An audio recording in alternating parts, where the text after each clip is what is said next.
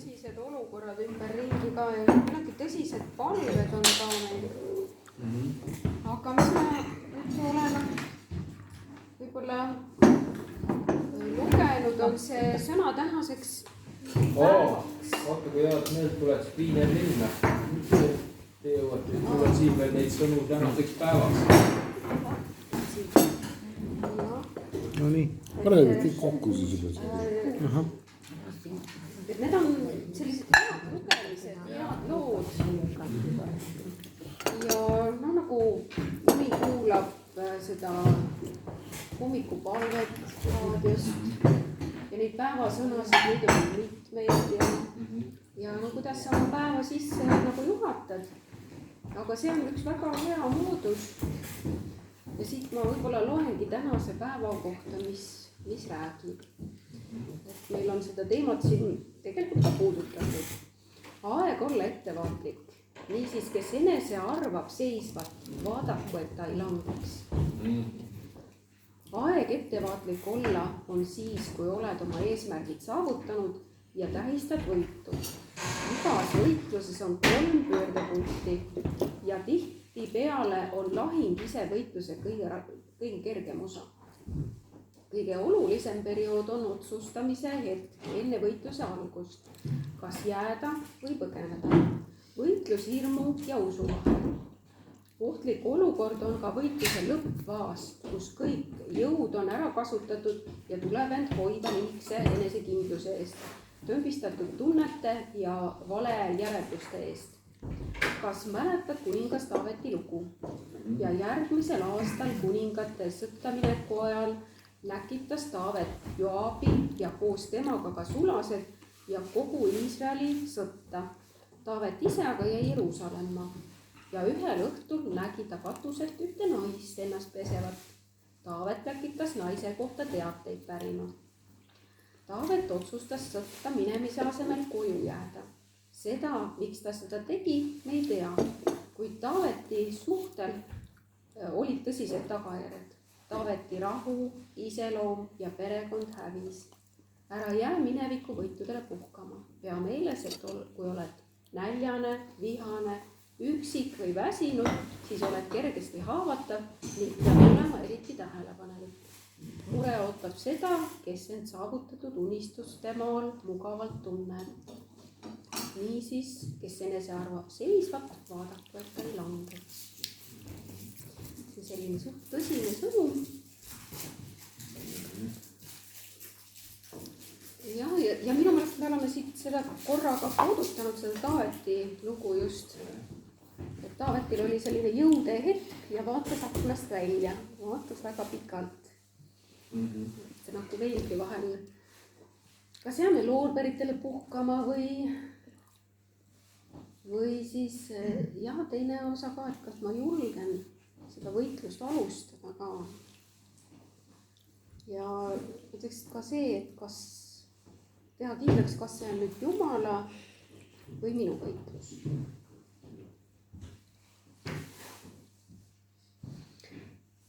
Aga jah, sellised arutlused meil täna hommikul olid.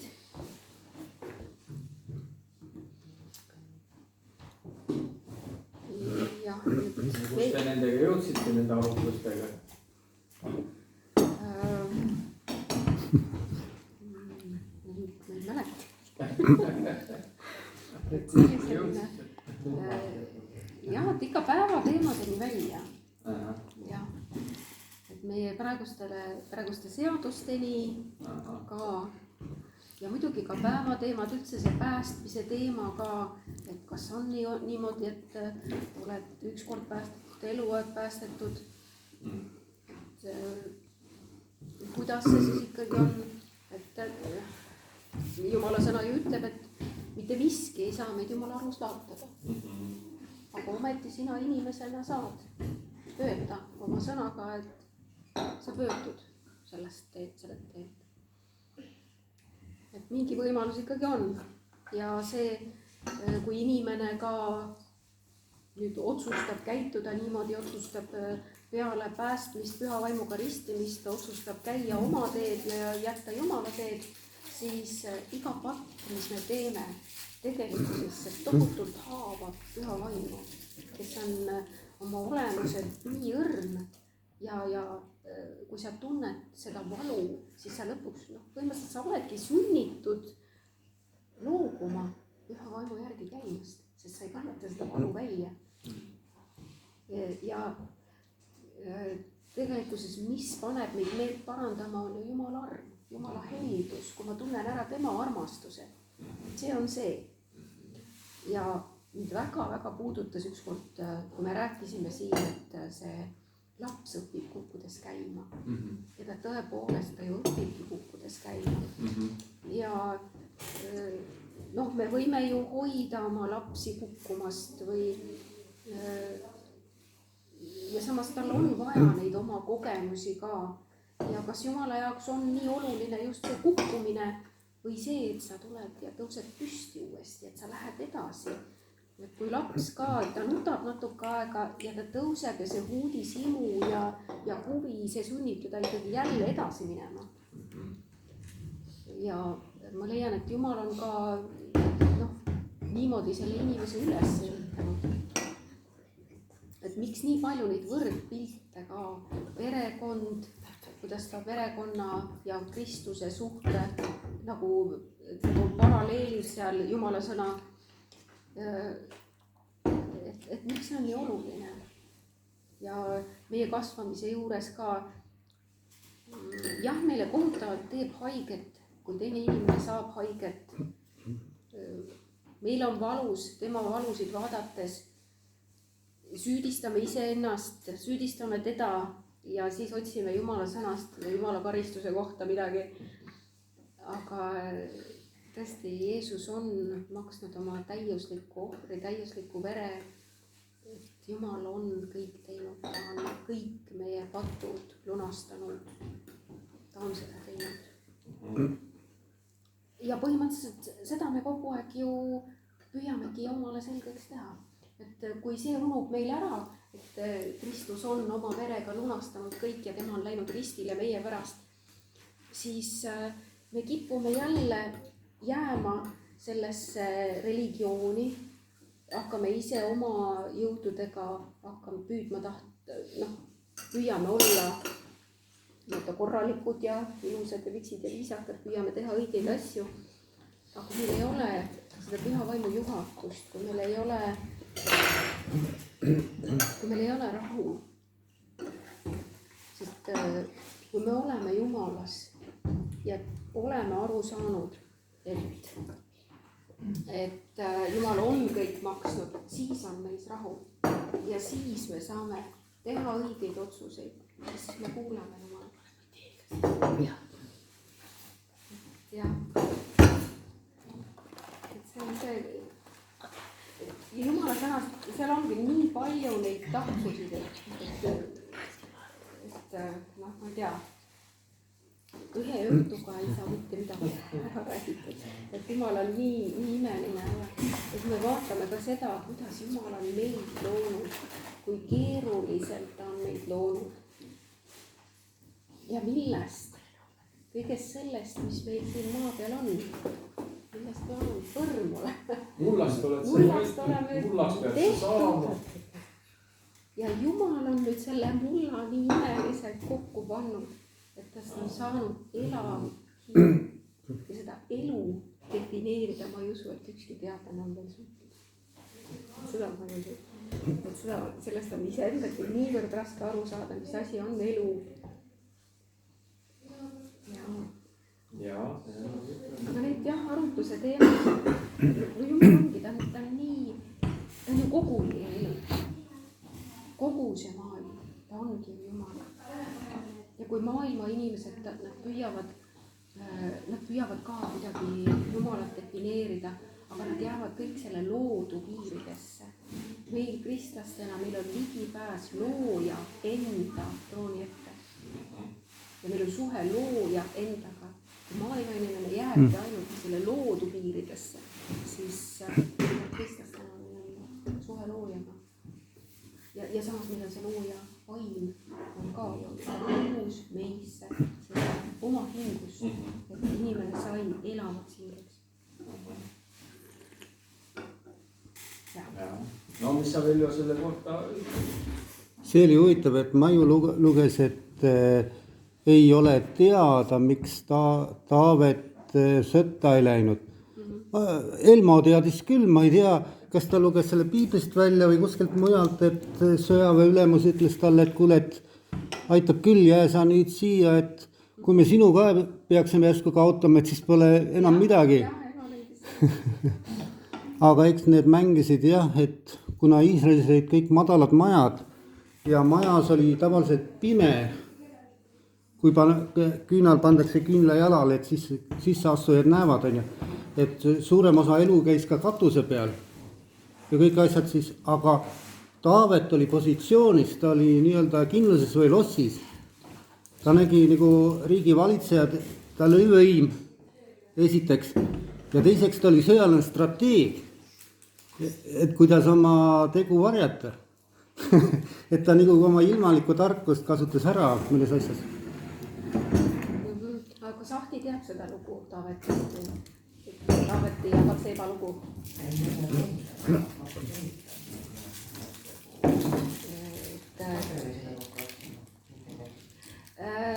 See lugu on piiblis täiesti olemas, see on 2. Samueli raamatus 1. peatükis ja see on, kui Taavet, kuningas, väejuht, näeb ühte abielunaist ennast pesemas ja nii-öelda siis arvab ära temasse ja siis tuleb see abielurikkumine ja siis peale seda veel ta saadab selle naise abikaasa sõtta niimoodi eesrindele, et see neist saab sõnaga abielurikkumine, mõrv ja kõik, mis seal koos oli lõpuks. Et selline lugu. Et see, kui sa tahad lugeda, et siis on piiblis olemas täiesti. Ja, aga ma usun, et internetis on ka sellest mõndagi, sest see on maailma inimeste väga küllaltki tuttav lugu. Internetis peab tegelikult midagi muud kuultavad teida, mis polegi seal kirjas. Jah, seda küll. Rohkem ei ka ole. Jah. Võtad lahti piiblis. Sa mainisid seda elu. See definitsioon, mis on siis elu meie jaoks? Vaim on elu. Ja, mis ta on? Vaim. Ja, Piiblis ütleb selgelt, vaim on elu. Ja. Kuidas sa seda selgitad? Kuidas ma selgitan? Vaata, inimmõistmine ei saagi seda aru, aga seda peab kogema. Sest kui me elame vaimus, siis me tegelikult ju, aga oleme päriselt Jumalaga ühendatud ju. Et mitte, et me oleme lihtsalt suhtes, vaid meie oleme temas. Jumala sõna ütleb, et me oleme temas. Tema on asetanud meid Kristusesse. Ja seal ei saagi me muud moodi olla kui vaimus. Sest see uus loodu ongi vaim inimene.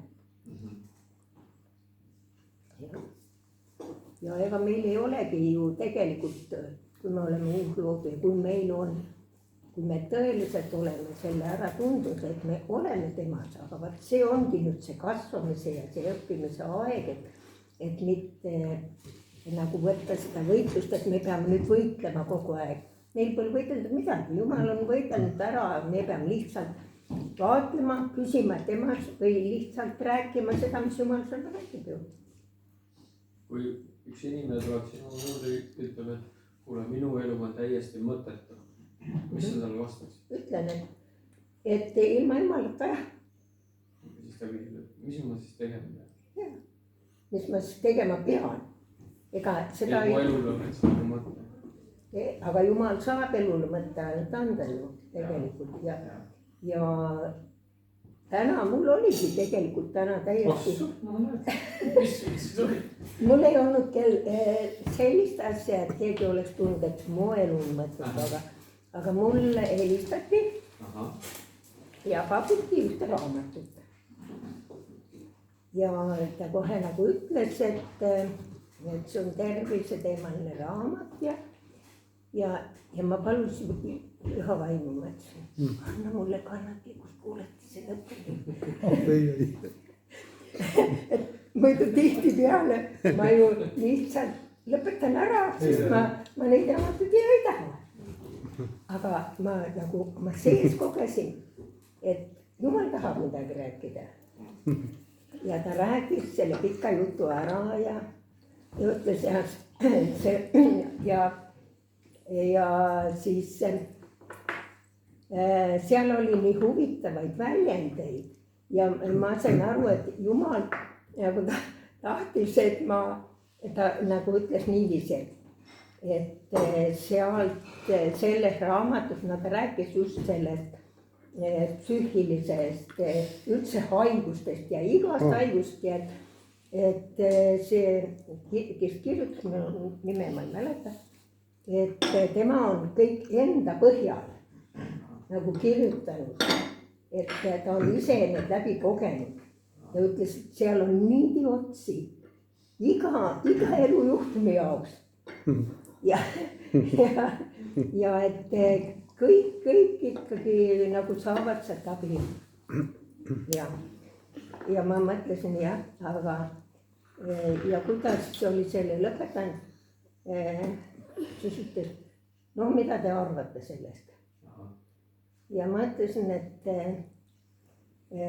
no ma ei, ausalt ütelda, ma ei saa seda nõnda enam rääkida, sellepärast, et Jumala vaim andis mul rääkida. aga põhimõte oli see, see on põhimõte oli see, jah, seal on neid niidiotsi, inimene pakub niidiotsi, aga Jumal pakub kätt ja oma südant, et Jumal on looja. sa vastasid talle nagu? jah. ja kui me tema ära põlgame, et meie elul ei olegi üldse muud lahendust kui ainult koos Jumalaga, et see on kurjuse maailm, see on täis pettust. Igal sammul on pettus.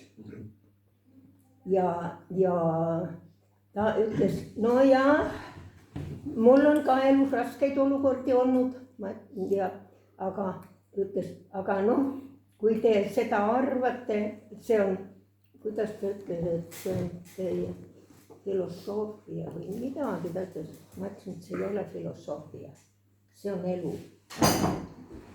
ja nüüd me veel rääkisime, ma ei mäleta, aga see oli ikkagi seoses nende asjadega, mida tema edasi või noh, esile tõi nagu sealt. ja ma sain talle midagi, see raamat ei anna mulle võimalust oma olukordadega võidelda. Aga Jumal on juba olukorrad ära võitnud. Jeesus on meie eest juba oma elu andnud. vaata, kui hea, et sa lõpuni kuulsid, ta andis sulle võimaluse rääkida. Siis oma. ja siis lõpuks ta sai aru, et ma ütlesin, et mulle, ma ei hakka oma aega raiskama sellega, et lugeda seda, mis kõik on võimalik, kui see mind ei puuduta. Ma ei pea neid lugema selleks, et mõtelda ja enda sisse ükskord ahmida seda, mis võivad tulla. Vaid ma tean, kellega koos ma elan. Ja tema on juba kõik ära võitnud. Nõnda, et see oli hea tunnistus sul. ta lõpuks ütles, noh, jah. Ma sain jah aru, et ta ei hakanud enam küsima ka, et kas ma tahan seda raamatut, see oli juba küllalt selge. Sai aru, et sul on üks teine raamat. Ja, et mul on üks teine raamat ja ütles, jah, see on hea, kui teil selline ta ei olnud filosoof, ma ei mäleta, kuidas ta ütles, ma ütlesin, et see ei ole filosoofia, see on tõde, aga et ma soovin ja ta ütles jah, et aitäh, et te mind ära kuulasite ja ma ütlesin, et jaa, palun, aga ma soovin teile jumala õnnistust veel.